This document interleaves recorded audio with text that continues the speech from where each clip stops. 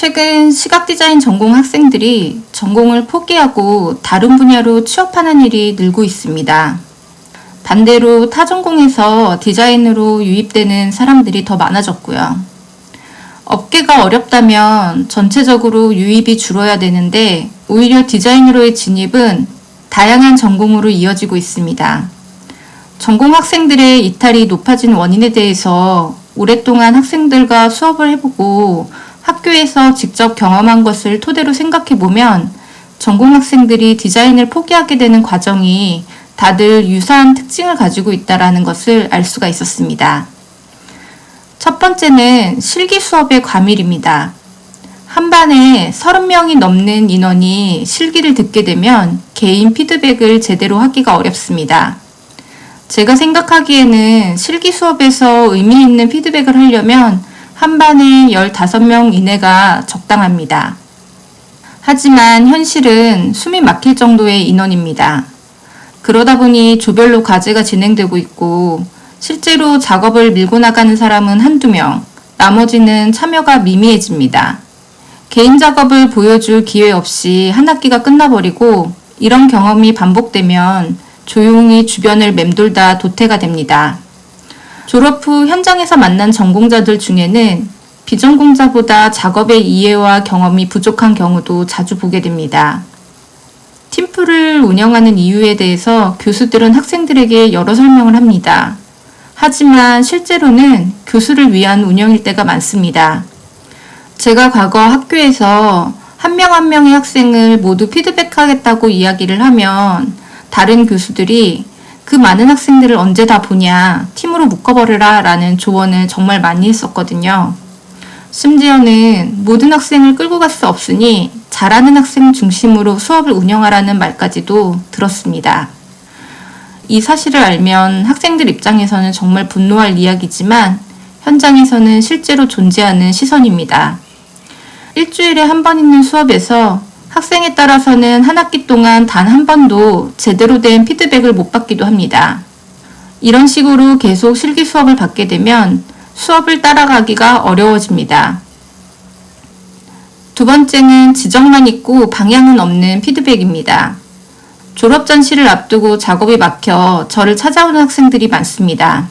심사에서 좋지 않은 평가를 받고 교수와 상담을 했지만 해결 방법을 모르겠다는 이야기입니다. 별로야, 이상해, 이런 말을 듣는데 어디를 어떻게 바꿀지까지는 제시를 받지 못합니다. 경험이 적은 학생이 스스로 그 문제를 찾아내기는 어렵습니다. 왜 이런 일이 생길까요?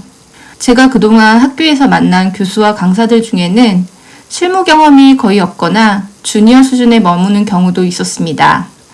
작업이 이상하다는 감은 있어도 어떻게 개선할지 구체적인 방법은 모릅니다. 그래서 해결 방안을 제시하지 못합니다.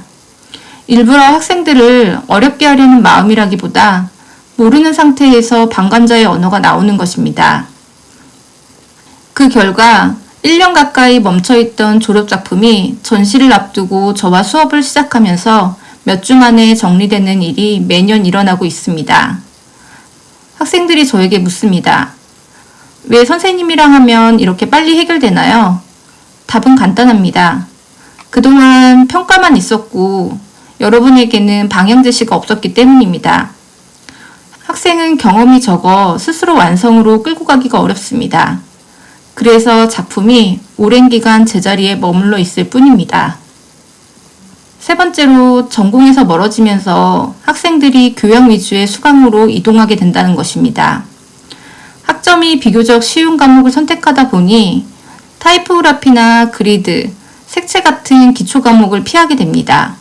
기본기를 쌓을 기회를 스스로 잃게 되고 이후 작업은 같은 지점에서 계속 막히게 됩니다. 이 과목만은 꼭 들어라 라는 안내도 듣지 못한 채 전공 스트레스보다 쉬운 선택을 하게 되는 흐름이 이어집니다. 네 번째는 휴학의 장기화입니다. 학교 수업이 괴로우니 손을 완전히 떼고 시간을 보내기 시작합니다. 2년, 3년씩 쉬는 경우도 봤습니다. 다시 시작하려고 하면 집중 자체가 어려운 학생도 있고 학업으로 인한 스트레스로 공황장애와 같은 심한 증상을 겪는 학생도 있습니다. 어릴 때는 즐겁게 하던 작업이 어느새 숨막히는 일이 되고 무엇을 어떻게 해야 될지 모르겠다는 이야기를 많이 듣습니다. 졸작은 너무나도 큰 산이 되어버리고 졸업장이라도 받고 싶다는 마음으로 저를 찾아옵니다. 저는 이 상황을 개인의 게으름 때문이라고 보지는 않습니다. 지나치게 많은 인원을 한 반에 넣고 수업을 운영하는 시스템의 문제가 크다고 생각합니다. 수업을 따라가지 못하는 학생도 처음부터 차근차근 배우면 흥미를 되찾고 작업을 곧잘 합니다. 실제로 저는 그런 학생들을 계속 만나왔습니다. 우리나라의 교육 시스템이 잘 모르는 학생을 챙기지 못한 결과라고 생각합니다. 그렇다면 디자인을 너무 못하는데 어떻게 해야 될까요? 이미 4학년이고 휴학도 오래 했고 나이가 부담되는 상황이라도 괜찮습니다. 졸업 후 처음부터 다시 공부를 시작해서 실력을 키우고 꿈을 찾은 사례를 지난 10년간 학생들과 함께 해왔습니다.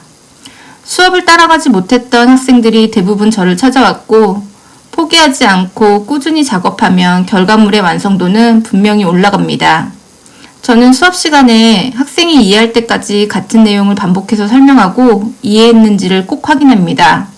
1대1 수업이기에 눈치를 보지 않고 질문할 수 있고 고민되는 지점을 충분히 논의할 수 있습니다. 물론 디자인을 그만두고 다른 일을 찾아갈 수도 있습니다. 저는 그 선택이 나쁘다는 뜻이 아닙니다. 다만 전공을 놓을지 고민하는 학생들 중에는 디자인에 여전히 미련이 남은 경우가 많습니다. 다른 뚜렷한 목표가 없는 경우도 많죠. 디자인이 하고 싶어서 입학을 했지만 수업에서 도태되며 멀어졌고 그러다가 길을 잃은 것입니다. 한번 길을 잃었다고 해서 영원히 방황하는 것은 아닙니다. 남들보다 조금 늦게 시작해도 제대로 하나씩 공부를 하면 제자리를 찾게 됩니다. 지금 내가 디자인을 그만둘지 고민이라면 원인이 무엇인지 먼저 생각해 보세요. 디자인을 잘 못해서가 문제라면 지금 처음부터 다시 공부를 시작하면 됩니다. 자포자기하지 말고 해결 가능한 방법을 찾는 쪽으로 방향을 잡으세요. 오늘부터라도 다시 시작하면 잃어버린 꿈은 충분히 되찾을 수 있습니다.